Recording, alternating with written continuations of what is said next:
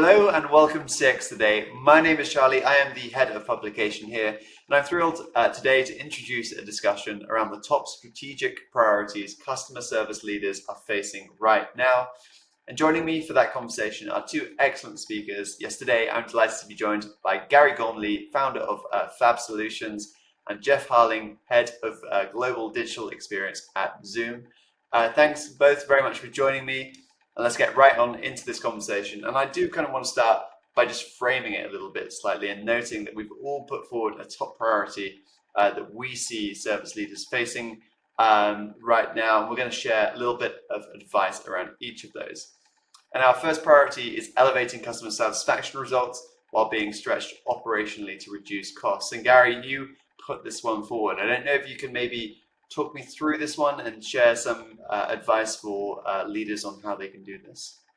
Yeah, absolutely. I think when you look at certainly the UK Customer Service Institute stats from January and from the past 10 years, actually, we're seeing customer satisfaction steadily decline.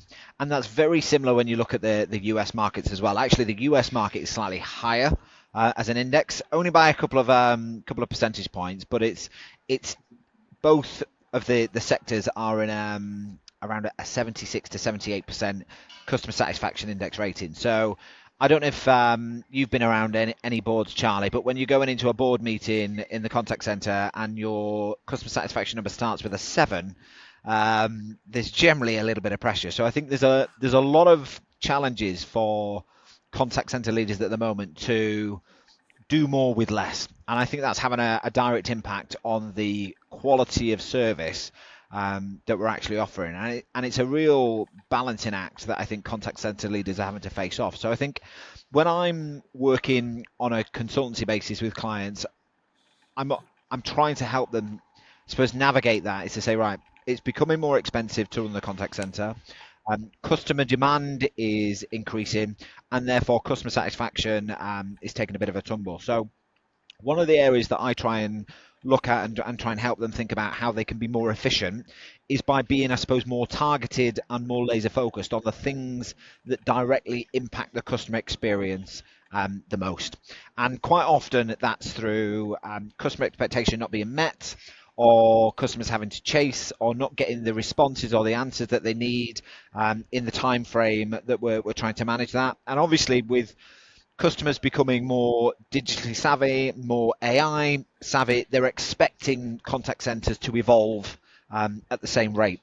And not everybody is at that space, so not everybody's got the capabilities to tap into a CRM and do more self-serve, have more dynamic IVRs, have more automated interactions. So I think the challenge for contact centers is if you're not in that digitally enabled space, what are the main contact drivers for your customers, and what are some of the insight and the demand reasons why people are contacting? So for me, I think a direct space to play into is using some of the data, using some of the insights that you've got, either around call recordings or analytics or MI, to say, right, let's get really laser focused on what the biggest contact driver is for your contact center, and dig into the nuts and bolts of that, and really dig into the root cause analysis of why customers are having to engage with you.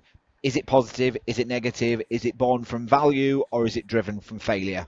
And then start to eliminate some of those key drivers, and hopefully that, as a consequence, encourages a much more positive interaction with customers, where they don't necessarily need to contact you in the first place, which is then not going to have that negative interaction because you're so stressed, and because you're trying to manage all the demand, because you're trying to balance all the calls and the resource, and you're trying to keep everybody happy at the same time. It just creates a vicious circle where operational leaders are pulling the hair out. So I think the critical thing is understand your demand drivers and tackle each one at a time, so that you can get more capacity in the centre to spend more time on conversations that really matter. Yeah, lots of really good points there, Garry. And I think that's kind of good contact center wisdom to see which queries are driving most demand and taking those on one by one, maybe kind of bucketing your top 10, looking at which ones are simple and transactional, maybe applying automation to those, and then improving coaching around the others. I think and journey orchestration as well. I think lots of really good stuff there. I don't know, maybe there, Jeff, if there's anything you would add there and how you're seeing contact centers raise the bar Yeah. in terms of satisfaction. Yeah, absolutely. I definitely want to, echo what Gary's saying on this. The knowledge management aspect of how we're managing our customer service experience is potentially one of the most important things that we're doing now. And I know that the knowledge management has been around for years, and certainly it's been a kind of a fundamental element of contact center and customer support. But it really is becoming more important even now with the advent of AI, because it is the foundation for what AI is learning from. So, looking at those top content or knowledge drivers, the top contact center drivers within our business, and doubling down to ensure that we have the knowledge for those customers. And with every single agent interaction, it's an opportunity for us to listen, learn, and drive greater self-service. Greater operational efficiency comes from agents performing self-service just as our customers do. And we've noticed that recently. We've focused more on getting the agents more empowered with tools and capabilities, access to greater levels of content, and then also looking at what content that they're using internally, and then in many cases facing that content towards self-service, because we have in some ways forced the customers in the past to call us to get some information that we held internal, but for there's no relevant reason why we're doing that. In many cases, we're just reading off to the customer or pasting it into a chat. So we've really focused on that. I think that those kind of like focused efforts on understanding the content drivers more and pushing towards knowledge management, again, in preparation for what is to come, which is a greater reliance on AI and AI methods. We have seen a couple of movements in generative AI really kind of taking foothold in our business in particular. I was at a conference last week, and I saw many of our competitors and peers in the industry doing the same. AI is not just something we're talking about; it's something that we're doing, and so that's beginning to take much more of a central or focal position for us. And I think probably the last thing that I would consider is that we're really, we're looking at customer satisfaction elements much more closely. Gary also touched on analytics as well as you did, Charlie, and that if we're not measuring and holding ourselves accountable to some of those analytics, where the failures are within our business, then I think we're missing out on the operational efficiency gains that we could be. And so that has been a great focus for us. I mean, getting better at dashboarding, using more data science to cull out where self-service failures exist, and contact center engagements that could be avoided. So customers we know ultimately would rather not sit through a lengthy customer support experience. They want something that's a quick and simple solution for them so that they can get on about their day. And that's what we're trying to deliver for them. Yeah, absolutely. And I think one of the most impactful solutions in doing that is kind of just on the Zoom AI assistant, in terms of pulling intent from every contact and allowing you to model why your customers are calling. To go back to Gary's point as well, I think that's perhaps the most crucial advancement in AI over the past couple of years. And then the opportunity, as you said, Jeff, to kind of build knowledge around that and to power customer-facing AI agents as well. It's a very exciting time, but that does bring me very nicely onto our next priority of service leaders building their AI intelligence while struggling with the constant day-to-day firefighting that they need to do within the contact center. This is something that I've kind of been thinking a lot about recently, with how a lot of service leaders are in their position because they're great communicators, because they've done very well as supervisors and agents, but now they need almost an entirely new skill set in a way to be able to leverage some of the new AI advancements that Jeff was just mentioning. So Garry, obviously you're in contact centers pretty much every day. I don't know how you are advising contact center leaders to build their AI IQ in the limited time that they have.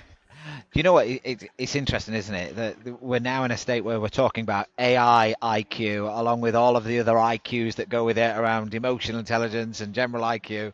To add another IQ in the mix, which is all around AI, is just another acronym and another challenge to have sometimes. And I think when I speak to contact center leaders, I think some of the challenges that they've got is that they're not AI experts, but they feel like they have to become AI experts in order to do the job these days. And the thing that I say to them is, say, don't necessarily focus on AI as the tool and the answer to everything.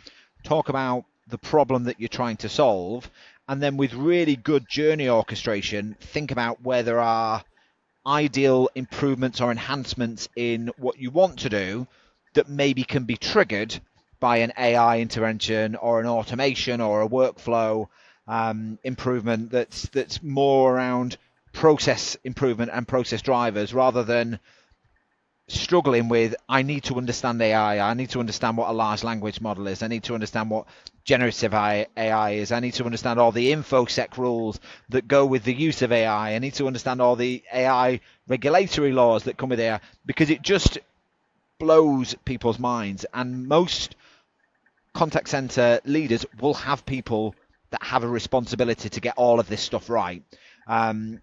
And I think it's about collaboration with people within your departments and within your teams. It's saying, right, we want to process improve these things. So we think these aspects of the journey are prime for automation because they're very transactional, they're very repetitive, it involves a lot of dual keying, it involves a lot of simple transfer of information. And those are the things where I think you can start to become AI aware rather than an AI expert, because you're saying, right, I know AI exists and I know automation exists. Where in the journey do we think there is an opportunity? And invite people in to have those discussions and become more collaborative in your AI approach, rather than thinking you have to be an expert, because I'm not an expert and I deal with it more often than the normal typical contact center operational leader might do. So I think it's just being aware of the tools, and I say AI aware rather than expert. So thinking about ChatGPT, thinking about Copilot, and thinking about auto summarization and things like that, and then being curious and asking the questions to say, right, how could we do this, and who do we need to engage within our team that are the experts. But I'm the expert in the customer. I'm the expert in the use cases that I want to fix. Bring people around the table that can help you start on that AI journey and orchestrate in a way that helps you satisfy customer need, which I think is the important part. What's the need of the customer is the real question that we should be asking. Yeah, and I guess kind of bringing your vendor into the conversation is a key part of that. And I imagine, Jeff, you and your team are kind of hearing a lot from contact centers about what Garry was saying, exactly where my pain points lie, and then you're almost teaching them how they can apply AI and automation to improve those journeys and ultimately customer outcomes. To Garry's point, I don't know, maybe if you can talk to us a little bit about what Zoom's doing, especially to help kind of bridge that gap with contact center leaders and then ultimately improve their service experiences. Yeah, absolutely. So, luckily enough, Zoom itself has a contact center solution that we've been perfecting for the last couple of years, and that is, not unlike our competitors in the business. We're certainly focusing on how we integrate AI, how we perform not just AI in the agent or the chatbot space, but how are we leveraging that across all channels through chat and voice agents and so forth. And so we're really rethinking the role of how AI exists within the customer experience. And we're looking at how we can not just redirect the tickets, but how are we better supporting the customers across all of those many channels, really kind of put AI and its opportunities, the opportunities that lies alongside it, anywhere that the customer is. And that, I think, is key for us. And we've seen customer satisfaction really, begin to flatten and increase in many cases where, as Garry was saying earlier, we'd seen some declines in recent years across the industry, but really beginning to see increases, in our case, double-digit percentage increases across some of the channels because we've really gone to where the customer is. And that, I think, has been maybe the most beneficial piece, and ensuring that those solutions are tuned, refined, and then every day we lather, rinse, and repeat on exactly the same kind of challenges that those customers are experiencing the day before, and determine how we can tune them to better support the customers today. Also, doing that internally with our agents. So the agent experience, certainly it also key. We're thinking about them as equivalent opportunity spaces for us. I've been in the contact center space for 2 decades, and I can tell you it was for the first 18 years plus of that, we were really focusing on agent tooling and agent access to information. It was something that you as an agent, I myself started out on the front lines, assisting customers, and I can tell you it was a struggle calling engineers, like searching for that Confluence knowledge base or some wiki that some engineer had created. But we're really working on bringing all of that information together in one central place and ensuring that it's been codified as solutions that are viable for helping the customer, and putting it directly in the ticketing tool itself. That maybe is one of the biggest efficiency gains that we've seen from a tools perspective, driving that right to the agent forefront, understanding what the customer is calling about and having that placed directly into the ticket, having knowledge and information being pulled up before the agent is even done with their greeting. They've already got solutions potentially being positioned for them that could be opportunities for the customer engagement. And so I think that proving out that the tools can be better for the users of all type, agent, internal, customer, external, and even our partners. And I think that is something that Zoom, with their Zoom Contact Center platform, is really beginning to expand capabilities even further. So that's an exciting space for us, and it also gives me an opportunity to be kind of part of that process, taking contact center leadership that I've been a part of for, as I said, many years, and also working closely with our products team to fine tune the customer experience each and every day, each and every week. We meet with them weekly to really talk about what are additional requirements that are not being met, or things that we could do to kind of round the corners on the customer experience to make it much more streamlined. And then our product team is going back and developing based on those customer pain points. So it's actually kind of a wonderful space to be in as a contact center leader, to be between the customer and the product that is being developed to be cutting edge as well. Yeah. Again, lots of really great points there. And again, more use cases really stood out for me within your answer there, in terms of gathering context to the agent before they're on the call, even right the way through to sharing replies with them directly, kind of drafting them up on digital channels just for a review maybe, and then review, edit, send, and really shortening that time for them. I think, lots of really great examples. But that does bring us on again quite nicely to our next priority, and that is unlocking operational scale with automation. So you might have those use cases, but spreading them across the organization, making sure they're working as they're supposed to. Jeff, can you maybe talk me through this one a little bit and share your advice to contact center leaders on this one? Yeah, and I think the statement that I would defer to is that really true customer experience transformation. It isn't about replacing humans, and I think that for many leaders, that is one of the main struggles that they face. Is that how can they work with their teams, their team of agents, frontline agents, engineers, et cetera, that are working directly with customers, and assure them that the tools that they're being handed are not there to replace them. They're there to augment. They're really there to help them to do their job better. When we are more capable and the playing field is leveled such that everyone has access to better AI, better AI summarization, AI responses and so forth for specific and discrete customer engagements. We're about making them better, making the customer experience better, elevating that experience such that now our agents are frankly, the agent satisfaction rate is going up because those agents are more empowered to now be responsive to those customers, as opposed to putting them on hold to go research something.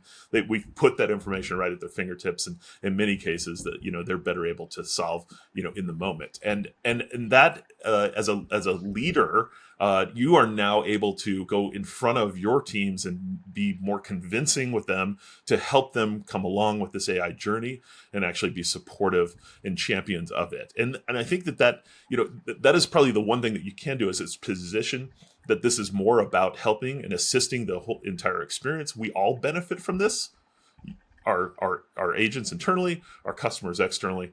And and I feel as if that is, once you get past that challenge of how do you get folks engaged in the process, more engaged in the process, I think the rest comes easily.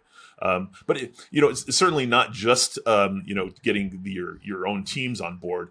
It's also about convincing leadership. Convincing leadership that these new tooling models moving towards this AI is not just a fantasy anymore. It is about gaining efficiency and drawing a better outcome on the bottom line, which of course we know senior leadership is most concerned about. So introducing virtual agents, introducing these capabilities that drive speed and convenience for the customers increases that customer satisfaction that ultimately helps us with churn and loyalty, all of the things that senior leaders are concerned about, and then which certainly drives up revenue and makes them happy. So down the chain, up the chain, there's opportunities here for both. Yeah, absolutely. Again, lots of really great stuff there. And I love those sort of tips for ensuring buy-in as well from not only the Asian population but the leadership team as well. I don't know, Gary, if you have any sort of advice for service leaders around that. Yeah, I think Jeff's made some really good points there, and I think it's not just a tech project. AI is a people project. It's about getting the right people around the table and getting their input. And I think Jeff mentioned on the previous question the importance of having a really strong and robust knowledge base. And I think when any organization is starting to venture into an AI-driven project, and they're looking to either put that in front of an agent to do either agent assistance, or they're looking to put it in front of a customer to do more self-serve and more digital engagement. I think the knowledge base that underpins that is absolutely crucial. So I think I'd always advocate anybody who's engaging on one of these projects or looking to scale the use of AI is to start understanding what your processes are, what your standard operating procedures are, what your knowledge base is saying, and how accurate your knowledge base and how accessible that knowledge base is, and whether it's in a SharePoint drive or on a set of shared folders. I think that's a real key area to kind of start to map out where you can access all of that information. And if it's a struggle for your agents to access it now, it's going to be a struggle for your AI to access it just as much. So I think it's starting with that knowledge base, but really I think it goes a little bit further beyond that as well. It's actually, what is the purpose, what is the point of introducing AI into the contact center? Why are we doing that?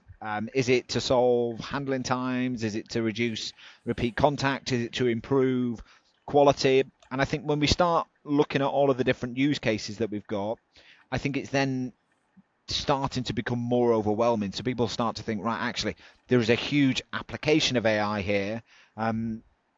It just feels too much like a mountain. So I think it's crystallizing it down into the pieces that are going to have the biggest bang for the buck, the biggest ROI, the biggest people impact, the biggest customer impact, and then taking those use cases one at a time. Or if you can do a couple in tandem, great. But I think it's start with something simple, prove the case, prove the use case, prove the return. And in a lot of instances, I mean, I'm seeing a lot of contact centers default to either auto summarization or auto QA because they're fairly straightforward and fairly impactful use cases for AI. So I think start with some simple use cases, but start really clearly identifying the reason why you want it, what's the purpose, and then understand how your knowledge base helps you link to all of that stuff so it gives you the right information. Because the biggest reason I see AI projects failing is because customers disengage with it, they don't adopt it, and it's spewing out loads of spurious information. It becomes a bit of a nightmare to use and undermines internally the confidence and undermines customer confidence, and then people just either grind to a halt or they just don't trust it. Yeah. Again, lots of really good points. Then I think the idea of securing those low-hanging fruit use cases first really kind of resonated with me. There, you mentioned auto QA. Of course, that's one. I guess you still do need to make sure you have the learning strategy in place around that, but. Yeah. the summarization, especially kind of knocking off handling times, but also having the vision that behind the use cases that you're implementing. I think, yeah, lots of really great stuff. And I'm sure we could talk about lots of those in much more detail. I think that's an excellent place to end today's chat. I want to thank both Garry and Jeff for joining me today, and also thank you all for watching. Bye for now. Thank you, Charlie. Nice to meet you, Jeff.